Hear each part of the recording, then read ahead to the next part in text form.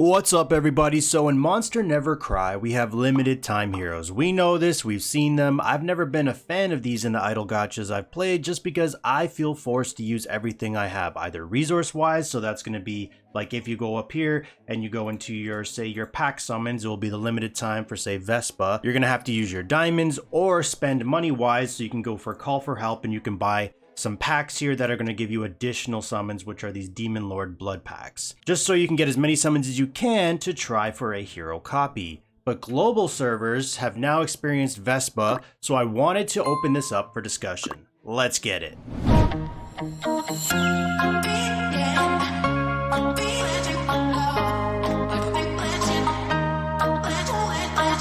So I will be putting my beta account's Vespa summons in the background as I chit chat. I'll change it up here and there. But honestly, while I was on vacation, I kind of wish I was recording my global accounts because, oh my goodness, the insane luck I had there was wild, which I'll show you in a moment. So if you are in the Monster Never Cry Discord, or I believe I linked the document in my Vespa video, the Discord member Gooby made the Vespa packed summon free-to-play analysis plus math thread, which is right here. This is going to apply to any future time-limited heroes introduced, so it's a handy document to bookmark. We already know Pel is on the way because if you were to check out your app store, whether Apple or Android, search up your Monster Never Cry game, you'll notice it already has a preview of what's to come in an upcoming update. Now this, to my knowledge, was there for quite a number of days already. I noticed some games have this where you can get this info before it's announced in, say, their Discord or their social media like Facebook. But yeah, this looks like only after, what was it, like 1.5, 2 weeks since Vespa. In a couple days now, we're gonna have Pel. She's coming, she's a limited time hero,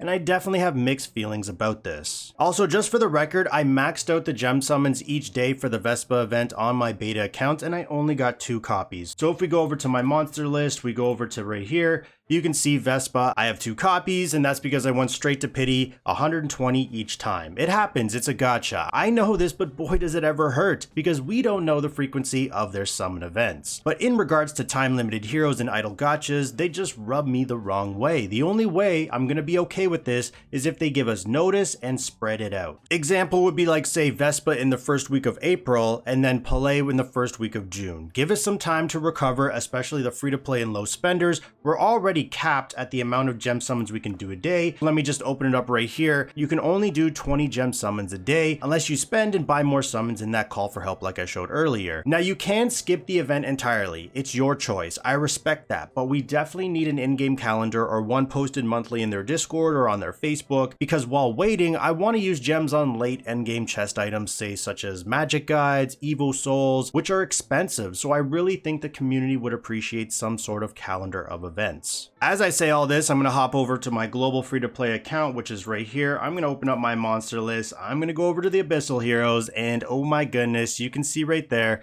I maxed out the gem summons each day, just like my beta, during the Vespa Summon event, and look at the ridiculous amount of hero copies I got. I mean, I know it's RNG, but 2 on my beta and 4 on my global. I mean, not to mention, I'll put a screenshot up, I also got the 20,000 gems during the summon session.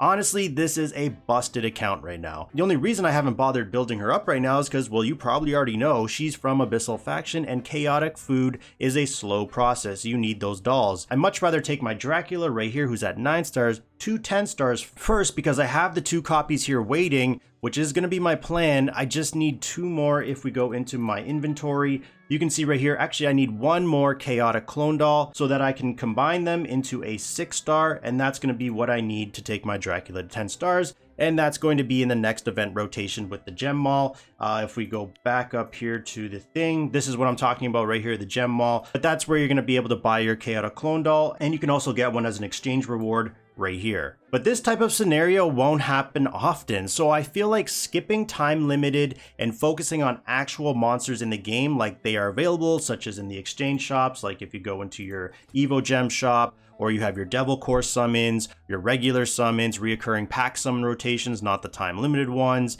This is the way to go based off the Ascension star demands, especially if it's a Draconic or Abyssal hero. You can beef up your lineup, like if we look at mine right now, you can beef up your lineup with those while working towards runes, glyphs, talents, magic guides, evil souls, and so on. Comment down below if you ended up summoning and building her out. How does she perform? If you look over her class, let me just click on her right here. If you look over her class, she is classified as a mage. A mage features explosive or ranged damage, however, honestly, I feel like she should be a support. If you look over the mage class monsters like Lilith, Undyne, Coronis, etc., those monsters have multiple damage abilities. Poor Vespa over here doesn't even have damage on her ultimate. Instead, she charms enemies who just throw basics at each other. Is it helpful? Of course this is, especially at level 3. You can see right here, she charms the enemies for 6 seconds. That's a lot of control over the enemies, but this is a misleading class type. Second skill is a nice energy debuffer, but this alone is probably not even enough to support DBS.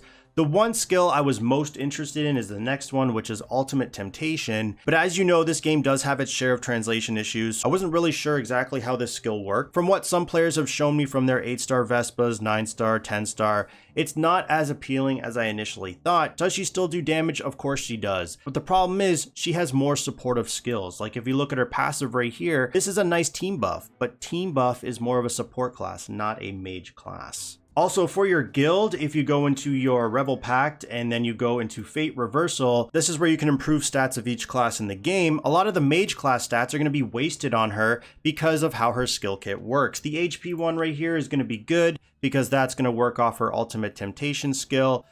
Hit rate is probably good because in these games skills can miss. Her being a support class would definitely benefit a lot more because if we go over here, it has more defensive and survivability stats, like all of these three right here, instead of mage where it's all damaging skills. It's her ultimate ability that makes her so broken in my opinion. That's an AoE charm that can last up to 6 seconds. I personally would play her more like a support.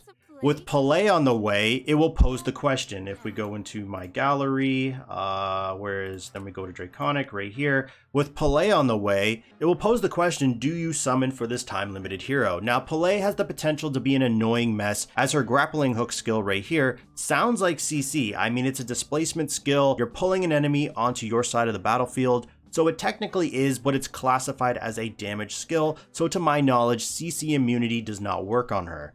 She's going to pull an enemy opposite her regardless. PvP, and that is where all the competition really matters. I don't care so much about it, but I understand why PvP is endgame.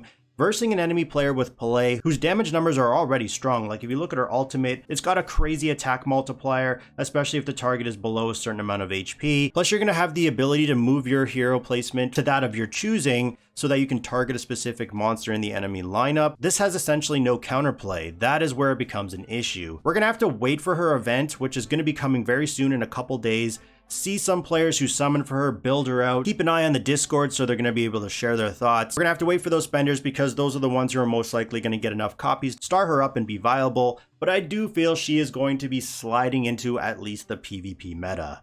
So in short, time-limited heroes, I'm not a fan of unless we get some sort of in-game calendars so we have time to prepare, because like I said, I did play another game, Infinite Magic Raid. They had a lot of time-limited heroes like for Christmas, Easter, and they are basically a big money grab because they're usually OP, meaning broken, and Vespa's very broken, and Pelé is most likely very broken as well. So let me know down in the comments what you think, and as always, thanks for watching, and stay tuned for the next one.